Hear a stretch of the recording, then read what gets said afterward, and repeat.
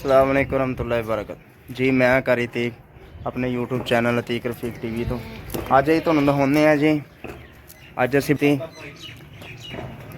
असी करी दी है 5-7 दिनों बाद। धुप्प लगी है माशाअल्लाह, छोटे बच्चे बाहर कड्ढे है ते ए देखो तुसीं छोटे बच्चों नूं जदों महीने दे हो जाण अगे एक साथी पुछदा है कि तुसीं इन्हां नूं डिवर्मिंग कदों करदे? छोटे बच्चों नूं हर महीने 6 महीने तक इन्हां नूं डिवर्मिंग करनी। यह जो खुरलियां की सैटिंग असी बदली है।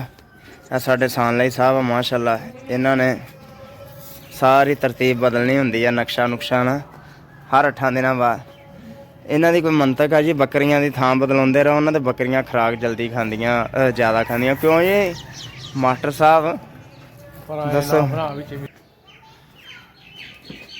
सुबह सुबह का टाइम है जी तो असी इन्हां नूं बकरियां नूं हुण तूड़ी पाउणी है। तूड़ी दे विच ना पट्ठे ते माशाअल्लाह छोटे बच्चे भी खुले ही छड्डे होए आ।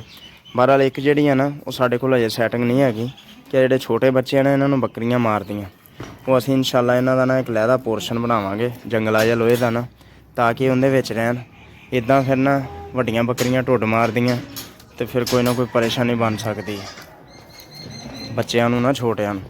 ये मल्लो मल्ली बकरियां जदों फिरदियां होण ना, वो देखो जिवें एक वो बकरी लाल मारदी पई, जदों बच्चों नूं मारदियां ते बच्चों का नुकसान हुंदा।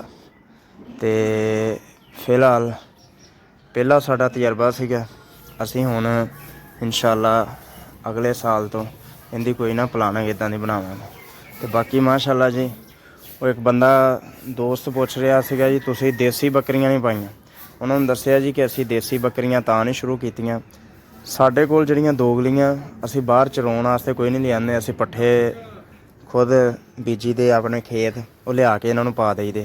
वैसे किते गेड़ा गूड़ा कड्ढन लै जाइए तो वो कदी कबार ठीक है, तो बाकी नहीं तां ना असीं इन्हां नूं घर ही पट्ठे पाई दे। तो ठीक है अलहमदुलिल्लाह।